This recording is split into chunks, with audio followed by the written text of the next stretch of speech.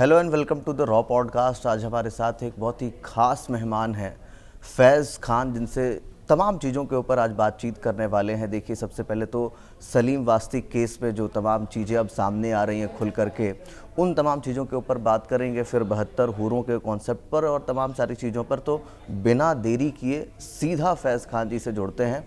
सबसे पहले तो सर, आपका बहुत बहुत स्वागत है हमारे साथ जुड़ने के लिए। बहुत बहुत शुक्रिया, धन्यवाद। खान साहब, एक बात जो समझ नहीं आ रही है वो ये कि रमज़ान का जो महत्व होता है वो कितना बड़ा है मुस्लिम धर्म में, आप जानते हैं। और उस समय में जो गुलफाम है, जिशान है, जिन लोगों ने प्लानिंग की, फिर उसके बाद क्योंकि कहते हैं कि मन में गलत विचार तक नहीं आने चाहिए, उस समय में एक्स मुस्लिम सलीम वास्तिक के ऊपर हमला हुआ, 14 बार जिस्म पर चाकू गोदे गए।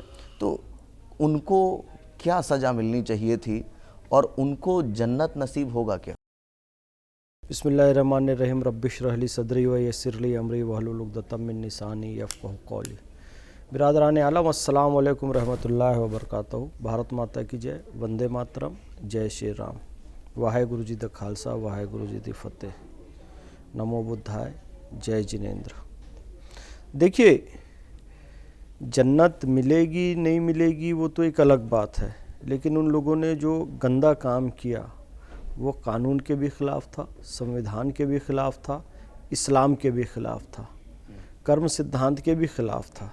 तो उनको सज़ा मिल गई।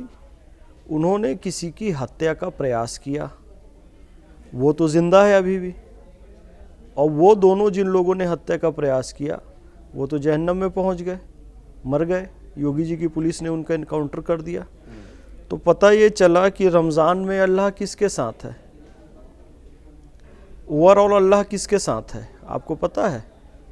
किसके साथ? यही प्रश्न है। मुसलमान जिस दिन इस चीज़ को समझ जाएगा ना, अल्लाह किसके साथ है। क्योंकि देखो, जब हज़रत इमाम हुसैन अपने 72 साथियों के साथ युद्ध लड़ रहे थे करबला की भूमि पर, तो नमाज़ पढ़ने वाले इधर भी थे उधर भी थे। मतलब जो अपोजिशन था, जो मारने आए थे हज़रत इमाम हुसैन को, उधर भी नमाज़ पढ़ने वाले लोग थे। दाढ़ी वाले इधर भी थे उधर भी थे, अमामा टोपी वाले इधर भी थे उधर भी थे, कुरान शरीफ की तिलावत करने वाले इधर भी थे उधर भी थे, रोज़ा रखने वाले इधर भी थे उधर भी थे। दोनों तरफ पक्के मुसलमान थे, फिर भी अल्लाह किसके साथ था? तो कुरान शरीफ में इसका आंसर है, या अय्युहल्लज़ीना आमनुस्तईनु बिस्सब्रि वस्सलाति इन्नल्लाह माअस साबिरीन। बेशक अल्लाह ताला सब्र करने वालों के साथ है। अगर तुम साबिर नहीं हो, यानी कि धैर्य नहीं धारण करते हो, जो सनातन धर्म में कहा गया, धृति क्षमा दमो अस्तेयम शौचम इंद्रिय निग्रह धीर विद्या सत्यम अक्रोधो दशकम धर्म लक्षणम। पहला लक्षण क्या है? धृति, धैर्य धारण करना। धृति क्षमा दमो अस्तेयम शौचम धीर विद्या सत्य। तो पहला लक्षण क्या बताया? धैर्य। कुरान शरीफ में क्या बताया? धैर्य, सब्र। जो सब्र करेगा अल्लाह उसके साथ है। सलीम वास्तिक ने सब्र किया तो अल्लाह उसके साथ है और वो बच गया। और जो बेसब्रे थे, जो शैतानी लोग थे, वो जहन्नम की आग में सड़ेंगे। काहे के लिए इनको जन्नत मिलेगी? किस चीज़ की जन्नत मिलेगी? इस्लाम, तलवार से इस्लाम को फैला दो जहाँ में। कुरान में ऐसा कोई पैगाम नहीं है। इस्लाम तो है अमन और इंसाफ का मज़हब। जो तलवार से फैले वो इस्लाम नहीं है। जो वो ज़ीशान और गुलफाम आए थे, वो अल्लाह के नहीं, शैतान के बंदे थे। वो शैतान की पूजा करते थे और उनको शैतान ने कहा कि जाओ सलीम वास्तिक की हत्या कर दो। लेकिन बड़ा कौन है? शैतान की अल्लाह? अल्लाह बड़ा है, मेरा मालिक बड़ा है, मेरा खालिक बड़ा है। उसने बचा लिया सलीम वास्तिक को, और शैतान के बच्चे जो थे मर गए। और कुत्ते की मौत मरे, सूअर की मौत मरे। बहुत अच्छा हुआ, अल्लाह ने बिल्कुल क्लियर कट संदेश दे दिया रमज़ान के मौके पर। किसी की गर्दन काटने जाओगे खुद मर जाओगे और सूअर की मौत मरोगे। खान साहब, जो घात हुआ सलीम वास्तिक पर, वो भी तो जानलेवा था। वो तो बच गए, वो ईश्वर की कृपा है। मैं कह रहा हूँ अल्लाह सलीम वास्तिक के साथ है ना, यही तो मैं कह रहा हूँ। जो चैट मिले थे टेलीग्राम पे एक लिंक मिला जिसमें 18,200 कट्टरपंथी विचारधारा के लोग जुड़े हुए थे। उसमें तो अल्लाह का ही नाम लेकर के उकसाया जा रहा था। तो फिर तो यहाँ पे तो अल्लाह का ही नाम लेकर के और उकसाने की कोशिश थी। अब मैं आपको अभी मैंने आपको इस्लाम धर्म के उदाहरण से समझाया, अभी हिंदू धर्म के उदाहरण से भी समझा देता हूँ। काल नेमी जो आया था, संत का वेश धारण किया था कि शैतान का वेश धारण किया था? और था कौन? शैतान था। ये जो हज़रत इमाम हुसैन का जिन लोगों ने कत्ल किया, ये सब किस वेश में थे? सब नमाजी, रोज़ेदार, परहेजगार, तिलावत कुरान करने वाले लोग थे और वैसे ही रहते थे, पर अल्लाह के बंदे थे कि शैतान के बंदे थे? आप कल्पना कर सकते हो? पैगंबर हज़रत मोहम्मद सल्लल्लाहु अलैहि वसल्लम की बेटी बीबी फ़ातिमतुज़ ज़हरा के साथ इन लोगों ने बदतमीज़ी की है। उनके नवासे इमाम हुसैन को सजदे में इन्होंने सर कलम किया है। इन लोगों ने बीबी ज़ैनब के साथ बेअदबी ऐसी की है, मैं बता नहीं सकता, बताने में रूह कांप जा रही है। ये लोग अपने नबी के नवासे को नहीं छोड़े, उनकी बेटी को नहीं छोड़े, उनकी नातिन को नहीं छोड़े, तो ये तुमको छोड़ेंगे? ये शैतान के, ये इंसान के भेष में शैतान है, दरिंदे लोग हैं। तो ये नाम अल्लाह का लेते हैं और काम शैतान का करते हैं। जैसे शिम्र ने किया था, शिम्र ने ही तलवार चलाई थी हज़रत इमाम हुसैन की गर्दन पे, ये शिम्र ने किया था, कालनेमी ने किया था। ये हैं शैतान के पूजने वाले, शैतान का पुजारी है गुलशान जीशान और उसका बाप। मतलब उसकी ज़िंदगी पे लानत है उसके बाप पे कि ऐसे शैतान की औलादों को पैदा किया अपने घर में। उनकी माँ के गर्भ पे लानत है, जीशान और गुलफाम को जिस गर्भ ने पैदा किया, 9 महीने रखा, थूकते हैं उस पे हम कि ऐसे शैतान की औलादों को पैदा किया उन लोगों ने। ये अल्लाह के बंदे नहीं है, शैतान के बंदे हैं। साहब, उनके पिता का भी बयान आया जिशान और गुलफाम के, उन्होंने कहा कि एनकाउंटर करने की क्या ज़रूरत थी, कोर्ट है, कानून है, कोर्ट में पेश करते, फिर वहाँ से जो सज़ा मिलती उस सज़ा मिलती। सलीम वास्तिक से दिक्कत थी आपको तो आप कोर्ट में जाते? अच्छा, सलीम वास्तिक क्या करता था? सलीम वास्तिक किसका नुकसान करता? सलीम वास्तिक कहता था मेरे साथ आप चर्चा कीजिए, मुझे दिक्कत है मुसलमानों में कुछ चीज़ों से, मैं कहता हूँ हलाला बंद होना चाहिए, मैं कहता हूँ इंस्टेंट ट्रिपल तलाक बंद होनी चाहिए, मैं कहता हूँ वक्फ प्रॉपर्टी का सही तरीके से मैनेजमेंट होना चाहिए, ये सब इस्लामी दायरों की बात है। मैं कहता हूँ महिलाओं को गुलाम बनाना बंद होना चाहिए, छोटी छोटी बच्चियों को हिजाब के नाम पे ईरान कत्ल कर देता है, वो बंद होना चाहिए। तो मैं इस्लाम में सुधार की बात, मुसलमानों में सुधार की बात कर रहा हूँ कि मुसलमानों की बुराई कर रहा हूँ? राजा राम मोहन राय ने कहा, महात्मा ज्योतिबा फुले ने कहा, स्वामी दयानंद, स्वामी विवेकानंद, सरस्वती, सब ने कहा कि छुआछूत ख़त्म करो, लड़कियों को पढ़ाना चालू करो, सती प्रथा बंद करो। हिंदुओं के दुश्मन थे ये लोग कि शुभचिंतक थे? शुभचिंतक थे ना। तो मैं शुभचिंता व्यक्त कर रहा हूँ, तो शैतान के बच्चे बोलेंगे कि ये इस्लाम का दुश्मन है। मतलब तुम बम बांध के यहाँ फट जाओ, उधर 72 हूर मिलेगी बोल के, मैं बोलूँगा ये धंधा ख़त्म करो। यहाँ बम बांध के फटोगे, किसी को मारोगे तो जहन्नम के सिवा और लानत के सिवा कुछ नहीं मिलेगा, तो कहेंगे इस्लाम का दुश्मन है। अरे मैं तो सुधार की बात करूँ। सलीम वास्तिक कहता है भाई मुझे इन चीज़ों से दिक्कत है, आप आके डिबेट कीजिए। एक भी मौलाना, मौलवी, उलेमा, मुफ्ती, मुसलमानों का शुभचिंतक बनने वाला, किसी ने उसके साथ बैठ के डिबेट की? किसी ने उसके साथ बैठ के चर्चा की? वो जो जावेद अख्तर के साथ एक मौलाना, क्या नाम है उसका, जो गॉड डज गॉड एग्जिस्ट में जो डिबेट कर रहा था, वो जाके बैठता सलीम वास्तिक के साथ? सलीम वास्तिक तुम यहाँ पर गलत हो, तुम इस्लाम को सही तरीके से नहीं समझे हो, इस आयत का मतलब ये है, इस आयत का मतलब ये है।